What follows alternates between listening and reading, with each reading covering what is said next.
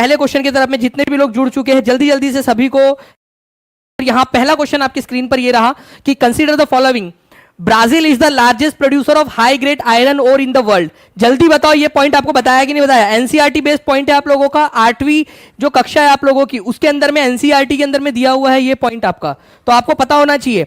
तो ब्राजील जो है वो हाई ग्रेड आयरन ओर का सबसे बड़ा प्रोड्यूसर है या नहीं, ये अपने आप में एक क्वेश्चन बन सकता है, कौन है? और ये आपका आंसर जो है ब्राजील होगा इसके अंदर में, बिल्कुल सही है आपका। दूसरा, south Africa is the largest producer of copper. नहीं फ्रेंड्स, साउथ अमेरिका के अंदर में जो है आप लोगों का साउथ अमेरिका, ठीक है, अमेरिका होना चाहिए यहां पर में, साउथ अमेरिका जो है वहां पर में सबसे ज्यादा कॉपर का प्रोडक्शन होता है आपका चिली और पेरू के अंदर में, तो ये गलत है। ठीक है, Australia is the world's largest producer of diamond. Australia जो है दुनिया का हीरे का सबसे बड़ा उत्पादक है, गलत, ऑस्ट्रेलिया नहीं है, हीरे का सबसे बड़ा उत्पादक अफ्रीका है।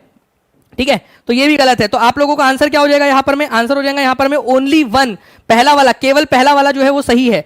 तो ये इस तरीके से आपको करना होता था। अब मैं आपको पूरा एक्सप्लेनेशन देता हूं।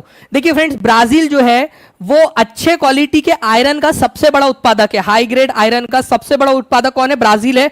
ये एनसीईआरटी की 8वीं कक्षा की ज्योग्राफी की पुस्तक में दिया हुआ है।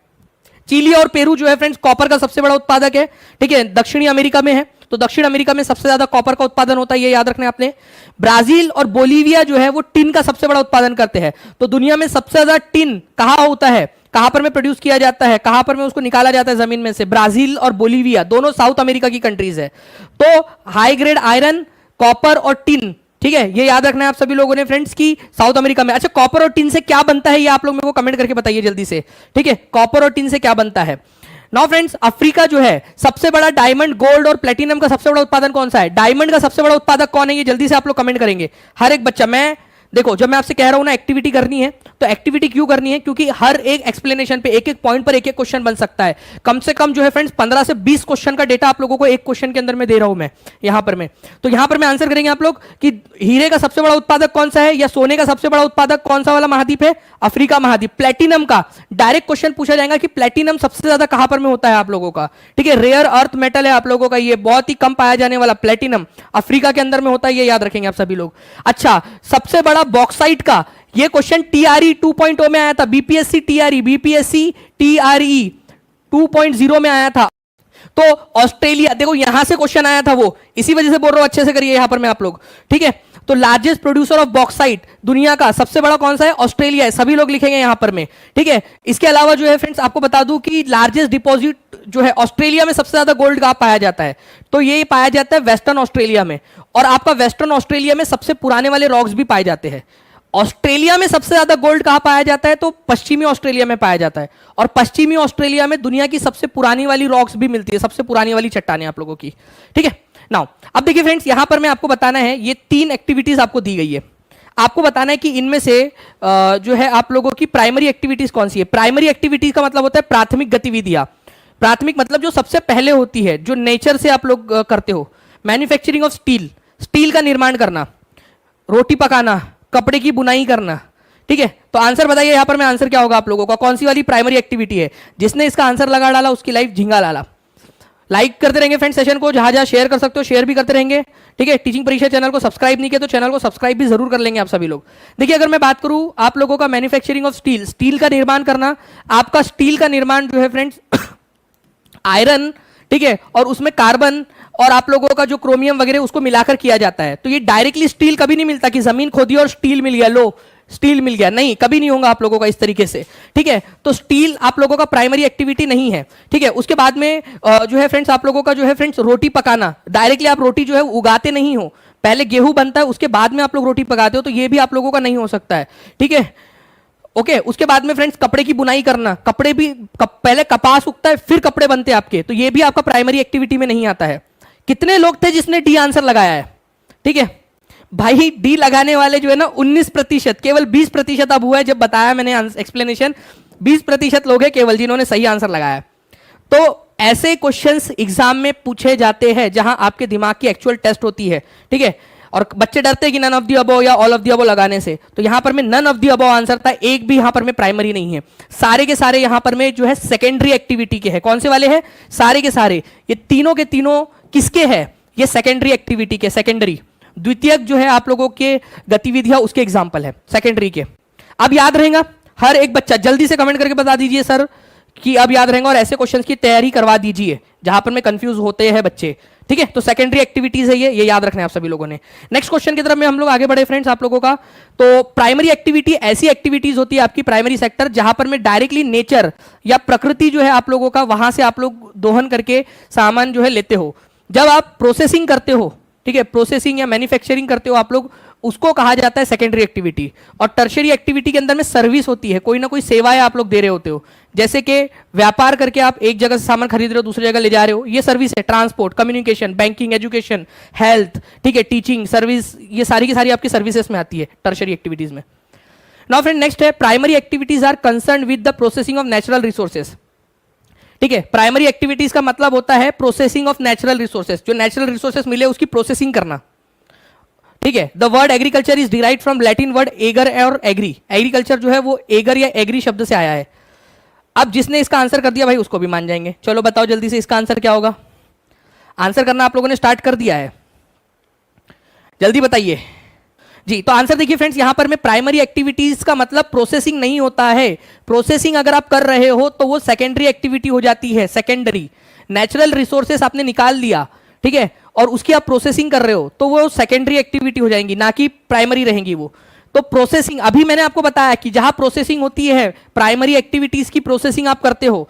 आपने जो है एग्रीकल्चर में गेहूं उगाया, ठीक, गेहूं से आप लोगों ने आटा बना लिया, तो वो आटा बना दिया, प्रोसेसिंग की, तो वो सेकेंडरी एक्टिविटी में हो गया आटा बनाना आप लोगों का। आपने यहां से गन्ना उगाया तो वो प्राइमरी एक्टिविटी। आपने गन्ने को शुगर में कन्वर्ट कर दिया प्रोसेस करके, तो वो सेकेंडरी एक्टिविटी हो गया आपका। ठीक है, तो आप लोगों को ये याद रखना है कि जब भी देखो गलत होना, यहां पर मैं कौन थे, यहां पर मैं सुलेखा रानी जी, उदास होने की जरूरत नहीं है। ये तो भगवान का शुक्रिया अदा करने का मौका है कि आपको अभी सीखने मिल गया, अभी सीखने मिल गया आप लोगों को। और मैं ऐसे ही आपको सिखाना चाहता हूं कि आपके सारे कंसेप्ट क्लियर हो जाए। प्रोसेसिंग जब भी आए नेचुरल रिसोर्सेज की, समझ जाना वो सेकेंडरी एक्टिविटी है। तो पहला वाला गलत है, याद रहेगा। आप इस क्वेश्चन को रिवीजन भी करवाऊंगा आप लोगों को, ठीक है। और एग्रीकल्चर जो है फ्रेंड्स वो एगर या एग्री नाम का जो है आप लोगों का शब्द उससे लिया गया है, तो ये बिल्कुल सही है आपका। ठीक है, तो एग्रीकल्चर जो है ये प्राइमरी एक्टिविटी है, लेकिन जब आप प्रोसेसिंग करते हो तो वो सेकेंडरी एक्टिविटी हो जाती है आप लोगों की। और एग्रीकल्चर जो शब्द है आपका वो एगर या एग्री नाम का जो शब्द है आपका, ठीक है, लैटिन शब्द उससे लिया गया है। तो लैटिन भाषा का शब्द एगर या एग्री, उससे एग्रीकल्चर बना है। ठीक है, एगर या एग्री का मतलब क्या होता है, क्या होता है जल्दी से बताओ। एगर या एग्री का अर्थ क्या होता है लैटिन भाषा के अंदर में?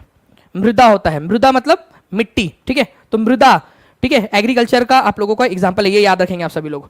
जितने भी लोग देख रहे हैं फ्रेंड्स, अगर आप चाहते हो कि ऐसे ही सेशंस आप लोगों के लिए और भी लेता रहूं और भी इस तरीके से क्वेश्चंस करवा दूं आपको, तो जल्दी से सेशन को लाइक एंड शेयर जरूर कर देंगे आप सभी लोग, ठीक है।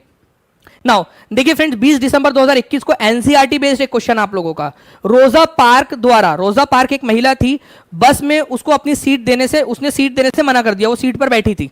ठीक है, एक व्यक्ति आया, बोला कि भाई आप जो है अश्वेत हो, ब्लैक महिला हो, आप ये व्हाइट लोगों के लिए रिजर्व्ड है, आप दूसरी जगह पे जाके बैठो। उसने मना कर दिया। तो संयुक्त राज्य अमेरिका में ये पूरी जो घटना घटी थी, उसके बाद में कौन सा आंदोलन शुरू हुआ था? तो कौन सा आंदोलन शुरू हुआ था? तो देखिए यहां पर मैं रोजा पार्क द्वारा बस से अपनी सीट देने से मना कर देने की वजह से, ठीक है, सिविल राइट्स मूवमेंट, ठीक है, नागरिक अधिकार आंदोलन वहां पर में स्टार्ट हुआ था आप लोगों का। जेंडर आंदोलन नहीं था, सार्वजनिक स्थलों में प्रवेश की समानता का अधिकार नहीं था, श्वेत महिलाओं के लिए न्याय नहीं था, वो सिविल राइट था, नागरिक अधिकार आंदोलन, सबके लिए समान अधिकार, नागरिकों के लिए समान अधिकार। तो रोजा पार्क्स जो थी फ्रेंड्स, ठीक है, एक अफ्रीकन अमेरिकन महिला थी, उनको सीट से हटा दिया गया। ठीक है, 1 दिसंबर 1955 की वो घटना थी, जिसके बाद में व्यापक तौर पर पूरे अमेरिका में आंदोलन फैल गया और इसके वजह से सिविल राइट्स मूवमेंट चालू हुए कि भाई नागरिकों के कुछ अधिकार है, आप उसको श्वेत अश्वेत में नहीं बांट सकते। ठीक है, चलो, तो ये आपको याद रखना है friends, civil rights movement start हुआ था। फिर से एक बार दिखा रहा हूं, इस क्वेश्चन को पढ़ो और आंसर को अपने मन में दोहराओ। ये कभी भी आ सकता है आप लोगों का क्वेश्चन, बीपीएससी में भी आ सकता है, सुपर टेट में आ सकता है, सी टेट में तो आ ही चुका है, आप देख सकते हो, आगे में रिपीट हो सकता है। ठीक है, यूपी टेट के अंदर में आ सकता है, आपका DSSB में आ सकता है। ठीक है, बीएड वाले फील कर सकते हैं कि सर लास्ट ईयर, देखिए बीएड वाले, अगर आपका एमडी अनवर जी अगर आपका क्लियर हो जाता है, मान लीजिए तब तक, ठीक है, आपके बीपीएससी के अगस्त तक क्लियर हो जाता है आपका पेपर, आप पास हो जाते हो तो आप हो जाएगा। अपियरिंग नहीं होते वो, आपका आपको क्लियर करना है, मतलब आपका मार्च में या अप्रैल में, मई में आपका खत्म हो जाना चाहिए।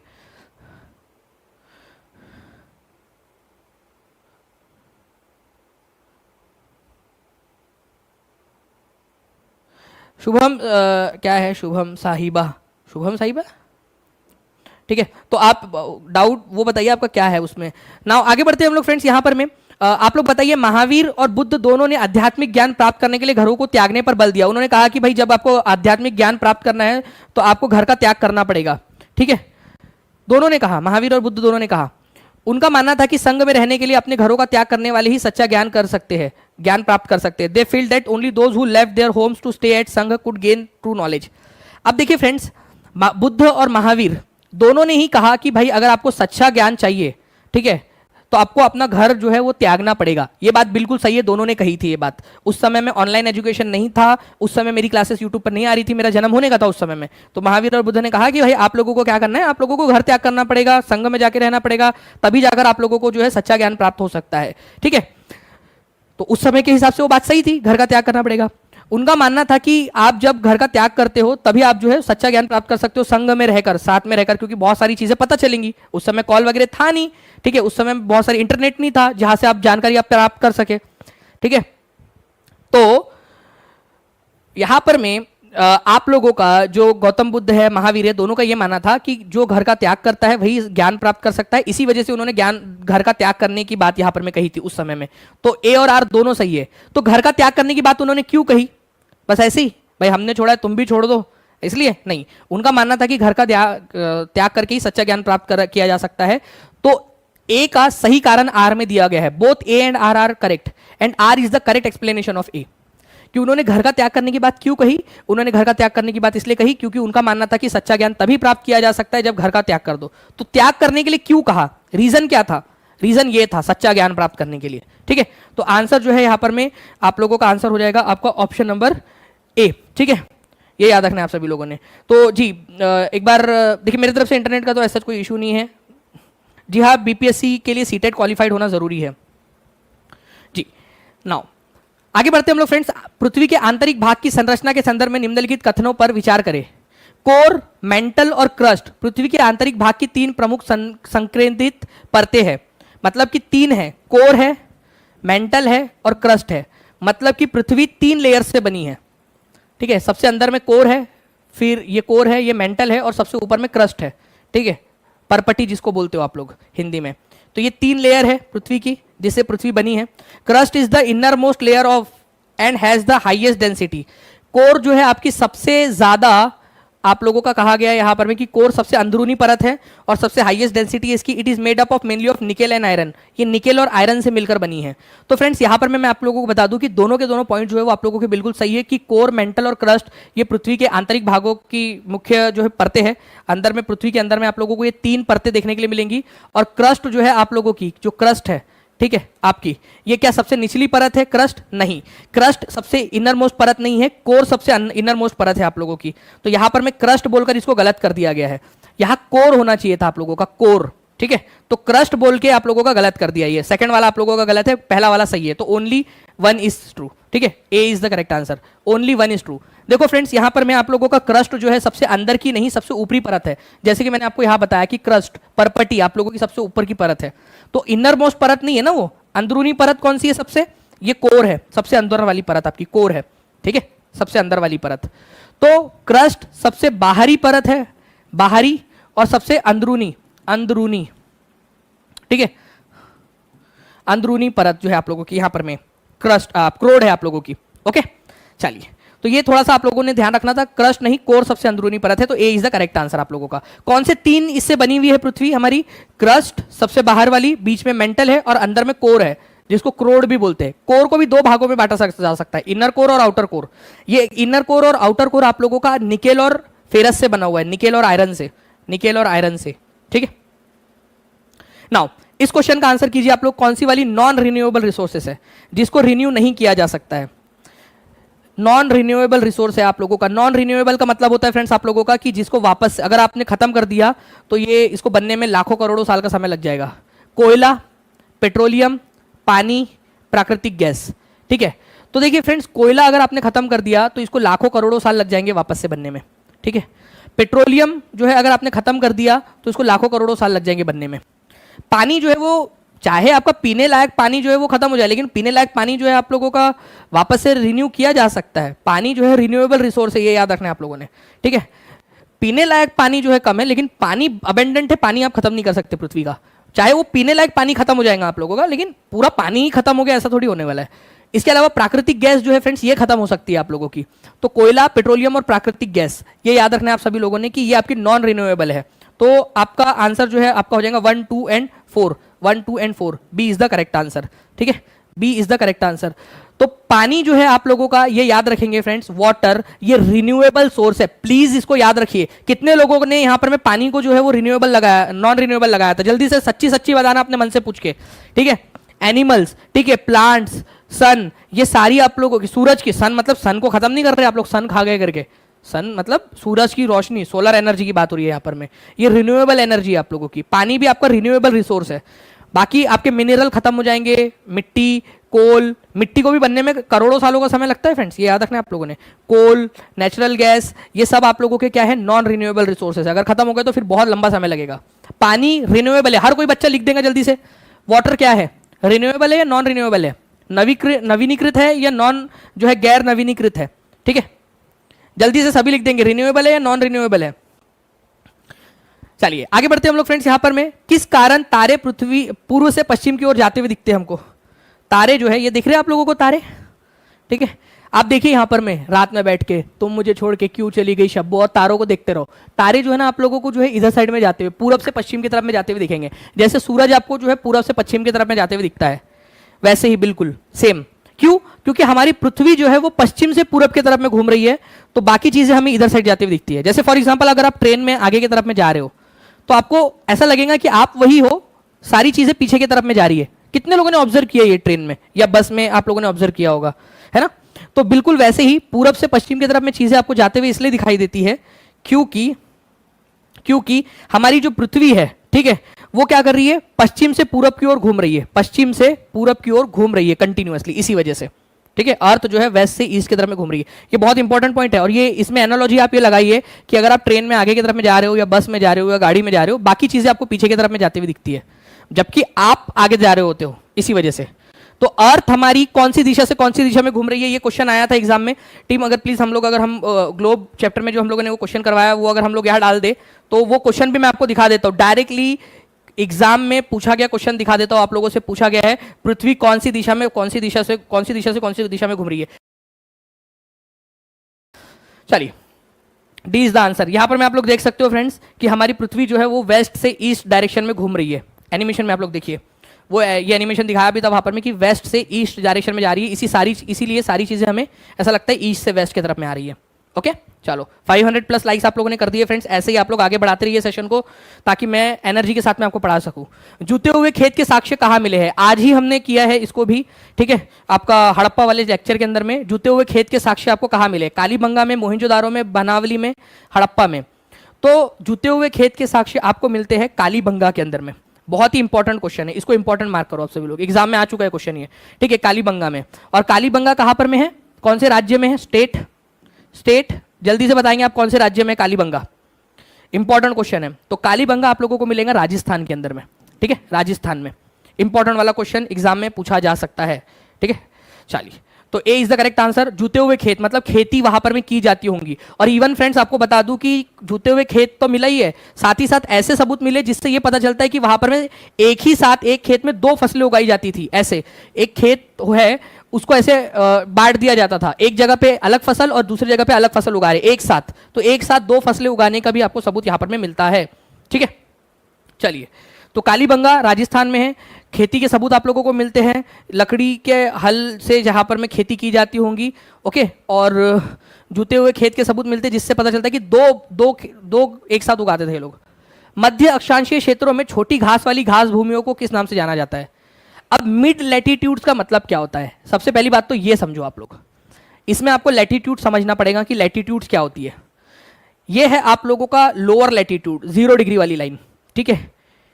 लोअर लैटिट्यूड 23.5 डिग्री वाली line, 23.5 degree north, 23.5 degree south, ठीक है। ये है आप लोगों का फ्रेंड्स इस जगह के ऊपर में, अगर आप लोग देखोगे, जस्ट अ सेकंड मैं कलर चेंज कर देता हूं ताकि आपको अच्छे से समझ में आ सके। यहां पर में ये है आपका 66.5 डिग्री वाली लाइन नॉर्थ में, और ये है 66.5 डिग्री वाली लाइन साउथ में। ये जो 23.5 ऊपर में 66.5 तक इसको, और 23.5 से 66.5 साउथ में, इसको टेम्परेट जोन कहा जाता है। और ये मध्य में है। देखो ना तो 90 डिग्री तक ये ऊपर में जा रहे हैं, बहुत ज्यादा हायर लैटिट्यूड में नहीं है, ठीक है, ना ही बहुत ज्यादा लोअर साइड में, यहां पर में लोअर साइड में, ये मध्य में है, मिडल में है, मिडल में। इसी वजह से इनको मिडल लैटिट्यूड्स कहा जाता है या मिड लैटिट्यूड्स कहते हैं, मध्य अक्षांश, क्योंकि मध्य में है ये समझ में आया ना आप लोगों को? मध्य कहते हैं इनको, क्यों? क्योंकि ये मध्य में है, ना तो बहुत ज्यादा ऊपर में 90 की तरफ में है, ना ज्यादा जीरो की तरफ में, 0 डिग्री लैटिट्यूड या भूमध्य रेखा के पास में, बीच में है। और इस क्षेत्र को आप टेम्परेट भी कहते हो, इसी वजह से आंसर होगा आप लोगों का टेम्परेट ग्रासलैंड कहा जाता है इसको, शीतोष्ण घास के मैदान। अब समझ में आया? ठीक है मुलान्नो, कड़ला, ठीक है। तो टेम्परेट ग्रासलैंड कहा जाता है। आपको याद रखना है कि मिड लैटिट्यूड मतलब क्या होता है आपका? Temperate area, temperate. और हिंदी में इसको क्या कहते हैं आप लोगों का? मध्य अक्षांश वाली, मध्य अक्षांशीय क्षेत्र मतलब आप लोगों का होता है शीतोष्ण, ठीक है, शीतोष्ण जो क्षेत्र है उसको बात हो रही है यहां पर में। तो मिड लैटिट्यूड जब भी आ जाए समझ जाना टेम्परेट या शीतोष्ण क्षेत्र की बात हो रही है। ओके, कब समझ में आ गया आप लोगों को ये बात? ठीक है, काफी सारे बच्चे इसको समझ ही नहीं पाते, मिड लैटिट्यूड या फिर ये मध्य अक्षांशीय का मतलब क्या होता है। आई होप अब आपको समझ में आ गया होगा मध्य अक्षांश का मतलब क्या होता है करके। कितने लोगों को समझ में आ गया? हाथ ऊपर करके बता दो ताकि मुझे पता चल जाए कि हाँ आपको समझ में आ गया है। क्योंकि मिडल में है ये, ना तो ज्यादा 0 की तरफ में ना ज्यादा 90 की तरफ में, इसी वजह से ये अक्षांश जितने भी है आपके ये मिडल लैटिट्यूड कहलाते हैं आप लोगों के। आगे में भी आप लोग देखोगे कि इस तरीके के क्वेश्चंस आपको देखने के लिए मिलेंगे वहां पर में। तो टेम्परेट ग्रासलैंड जो है आप लोगों का मिड लैटिट्यूडनल जोन वाली घास के मैदान है आपके। पृथ्वी अपने अक्ष पर कहां से कहां घूमती है? अभी जैसे मैंने आप लोगों से कहा कि एक क्वेश्चन एग्जाम में आ चुका है ऑलरेडी, तो वो मैं क्वेश्चन आपको दिखाऊंगा। तो ये क्वेश्चन देखिए आप लोग, अर्थ अपने पृथ्वी अपने अक्ष पर कहां से कौन सी दिशा से कौन सी दिशा में घूमती है? ठीक है, जल्दी बताइए कौन सी दिशा से कौन सी दिशा में घूमती है पृथ्वी? तो पृथ्वी के घूर्णन की जो दिशा है फ्रेंड्स, ये याद रखना आप लोगों ने, हमेशा वेस्ट डायरेक्शन से ईस्ट डायरेक्शन की तरफ में हमारी पृथ्वी घूमती है। अभी आप लोगों को थोड़ी देर पहले यहाँ पर में एक जो है डायग्राम के अंदर में भी दिखाया गया था कि कहाँ से कहाँ पृथ्वी घूम रही है, पृथ्वी का रोटेशन। देखिए आप लोग कौन सी डायरेक्शन है? वेस्ट से ईस्ट की तरफ में जा रही है। ये क्वेश्चन एग्जाम में आ चुका है जो अभी आप लोगों को दिखाया मैंने यहाँ पर, ठीक है, वेस्ट से ईस्ट की तरफ में, ठीक है, वेस्ट से ईस्ट। तो आंसर इसका हो जाएगा ऑप्शन नंबर ए। और ये एक्चुअल स्क्रीनशॉट है, आप लोगों का एग्जाम में पूछा गया, आप देख सकते हो। तो जो भी करा रहा हूं ये सब एग्जाम में पूछे जाते हैं। चलिए नेक्स्ट फ्रेंड्स, आगे बढ़ते हैं हम लोग यहां पर में। नेक्स्ट, कंधार शिलालेख किन भाषाओं में लिखा गया? और ये आप लोगों को एनसीईआरटी में दिया है, पहले ही चैप्टर में पढ़ाया है आप लोगों को। जो सीटेट की जो पेड बैच है उसके अंदर में मैंने पहला चैप्टर जो आपको कराया व्हेन वेयर एंड हाउ वाला, उसके अंदर में बताया है कि कंधार ये जो आपका शिलालेख है ये आपको अफगानिस्तान में मिला है, ठीक है, अफगानिस्तान में। और ये जो है फ्रेंड्स अशोका का अभिलेख है। और कौन सी भाषा में लिखा गया है? ग्रीक और अरमाइक भाषा में लिखा गया है, ग्रीक और अरमाइक। प्लीज इसको याद रखो, सभी लोग लिखेंगे। मेरे को एक एक बच्चा यहां पर में एक एक बच्चे का कमेंट चाहिए मेरे को नीचे में, लाइव देख रहा ऑफलाइन देख रहा, हर एक बच्चे का कमेंट चाहिए। मेरे को पता है ये कितना ज्यादा इंपॉर्टेंट क्वेश्चन है फ्रेंड्स। ये क्वेश्चन जो है ना पीसीएस लेवल तक के एग्जाम के अंदर में पूछा जाता है, इसको बहुत सीरियसली लेना है हर बच्चे ने। कंधार शिलालेख अफगानिस्तान में, ये लिखो पहले। इसमें कौन सी 2 भाषाओं में लिखा गया है? ग्रीक और अरमाइक। अरमाइक भाषा आज नहीं बोली जाती, लेकिन मैं आपको एक बताऊं कि जो जीसस क्राइस्ट थे, ईसा मसीह, ऐसा माना जाता है कि वो इसी भाषा के अंदर में अपने प्रवचन देते थे। आज इस भाषा का ज्यादा प्रयोग नहीं होता है, अरमाइक भाषा का, ठीक है। ग्रीक का तो होता ही है लेकिन अरमाइक का नहीं होता। तो उस समय होता था, आज से करीब 2000 साल पहले, 2200 साल पहले, तो बहुत ज्यादा होता था ये। तो ग्रीक और अरमाइक भाषा के अंदर में कंधार अभिलेख लिखे हुए अफगानिस्तान में, अशोका का अभिलेख है ये, ठीक है, अशोका का अभिलेख है। हर एक बच्चा लिख देगा जल्दी जल्दी से कमेंट में, क्योंकि ये बहुत इंपॉर्टेंट वाला पॉइंट है। मैंने कई सारे पीसीएस एग्जाम में इसके ऊपर में, कंधार अभिलेख के ऊपर में जो है आप लोगों का क्वेश्चन बनते हुए देखे हैं मैंने, ग्रीक और अरमाइक, ठीक है। चलिए, तो C is the correct answer. तो आपको बता दूं फ्रेंड्स कि कंधार अभिलेख, ठीक है, ये कंधार रॉक इंस्क्रिप्शन, अशोका का इंस्क्रिप्शन है आप लोगों का, अफगानिस्तान के अंदर में है, ठीक है। अब देखिए हड़प्पा वासियों ने बनाए, क्या क्या बनाए हड़प्पा वासियों ने? ये सीटेट जनवरी 2021 में पेपर 2 में क्वेश्चन पूछा गया, एनसीईआरटी बेस्ड क्वेश्चन है। जल्दी जल्दी बताइए आप सभी लोग। तो आप लोगों के जो इतना जो आप लोगों का रिस्पांस होता है ना, वही मुझे एनर्जी देता है कि भाई तबीयत खराब हो, कोई भी चीज हो, आप लोगों के लिए एनर्जी यहां पर में लाई जा सके और मेहनत करे आप लोगों के लिए। तो देखिए यहां पर मैं क्या बोला है आप लोगों को कि जो हड़प्पा है आप लोगों का, ठीक है, हड़प्पा वासियों ने, ठीक है, पत्थर की मुहरें बनाई थी, बिल्कुल सही बात है, पत्थर की इस तरीके से आयताकार जो है मुहरे वो बनाते थे, ठीक है। पीले रंग की डिजाइन किए गए पात्र, जो पॉट्स होते थे वो पीले रंग के पात्र होते थे। भाई पीले रंग के नहीं होते थे, ये याद रखना है आप लोगों ने। वो कौन से कलर के होते थे? ब्लैक कलर के होते थे। ब्लैक कलर की डिजाइन की जाती थी उस पर। कौन से कलर की? ब्लैक, ब्लैक, ये याद रखना है आप सभी लोगों ने। ब्लैक कलर से उस पर डिजाइन की जाती थी, ये बहुत ही इंपॉर्टेंट है, ठीक है। पीला नहीं, काले रंग से डिजाइन की जाती थी, काले रंग से, काले रंग से जो है डिजाइन की जाती थी उस पर। वो एक हमारे पास में पॉट की इमेज है, वो प्लीज एक बार दिखा दीजिए जल्दी से, ताकि बच्चों को भी हम लोग दिखा सके। काले रंग से बनाई जाती थी आप लोगों की, ठीक है। तो काले काले रंग से जो है फ्रेंड डिजाइन बनाई जाती थी, तो बी गलत है, ठीक है आप लोगों का यहाँ पर में। उसके अलावा अगर मैं आप लोगों से बात करूं, ठीक है, इस पर्टिकुलर क्वेश्चन के अंदर में, ठीक है, ये वाला बी गलत है आप लोगों का। आयरन की, क्या आयरन का इस्तेमाल, आयरन की कुछ भी हो, आयरन का इस्तेमाल किया ही नहीं जाता था आयरन के बारे में, लोहे के बारे में उनको पता ही नहीं था। तो लोहे का भी आप लोग गलत कर दो, क्योंकि लोहे के बारे में हड़प्पा वालों को पता नहीं था। लिखो, लोहे के बारे में पता नहीं था उनको, तो लोहे की कुछ नहीं बन सकती, तकली टुकली, ठीक है, कुछ नहीं बन सकती आप लोगों की। तो बी और सी दोनों गलत है। तो जहां जहां बी है काट दो, सी है काट दो, बी है काट दो, सी भी है यहां पर में काट दो, तो आंसर इसका हो जाएगा पत्थर की मुहरे और सोने के बर्तन। ये याद रखना है आप सभी लोगों ने, ये बहुत इंपॉर्टेंट है, एग्जाम में पूछते, प्लीज इसको याद रखेंगे आप सभी लोग, ठीक है। तो मैं यहाँ पर मैं आप लोगों को कोशिश करता हूँ फ्रेंड्स कि वो पॉट्स जो है अगर हम लोग यहाँ पर में दिखा सके बच्चों को, तो प्लीज एक बार वो पॉट जो है उसको लगा दिया जाए। हम लोगों ने आज जो किया था, तो पत्थर की मुहरे बनाते थे वो लोग, मुहरे मतलब वो ऐसे सील जो होती है ठप्पा लगाने वाली वो, और गोल्ड के सोने के बर्तन बनते थे। लोहा और लोहा तो पता ही नहीं था, पीले रंग के नहीं काले रंग के बर्तन, काले रंग की डिजाइन बनाते थे वो। ये यहाँ पर मैं आप देख सकते हो फ्रेंड्स।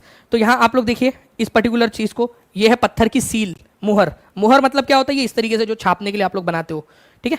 अरे भाई उठा ले हाथ, कब उठाएगा, बच्चे वहां पर में सो जाएंगे तब उठा लिया। देखो यहाँ पर में ये सील छप गई यहाँ पर में, ठीक है।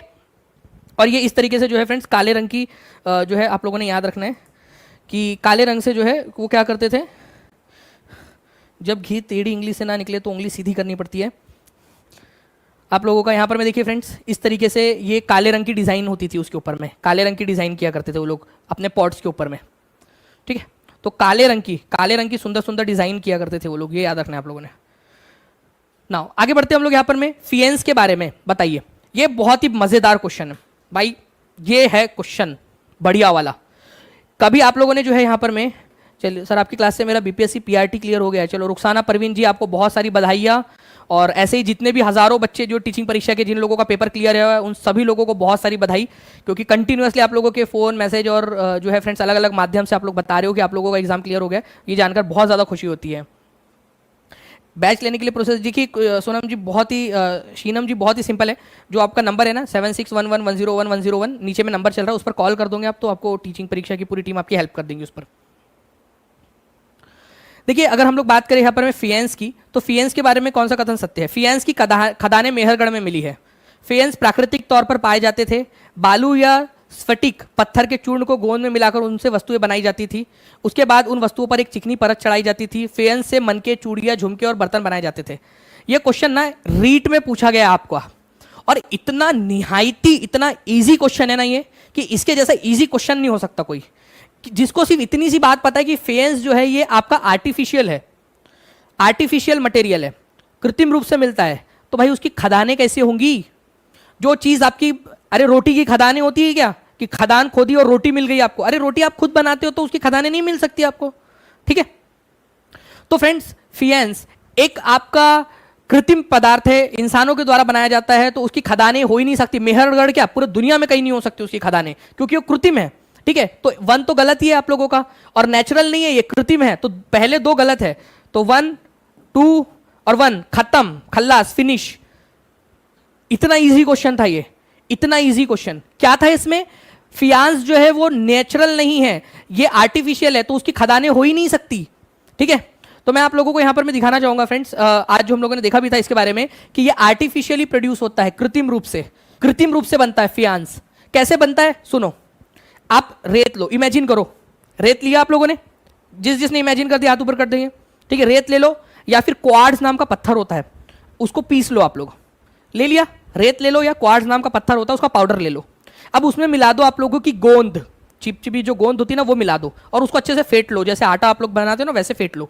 फिर उससे बना दो इस तरीके की कोई डिजाइन आपकी, या फिर आप बना लो चूड़ी या मनके बना लो मोती टाइप के, या आप बाले झुमके वगैरह बना लो आप लोग, इयरिंग्स वगैरह, छोटे छोटे बर्तन बना सकते हो।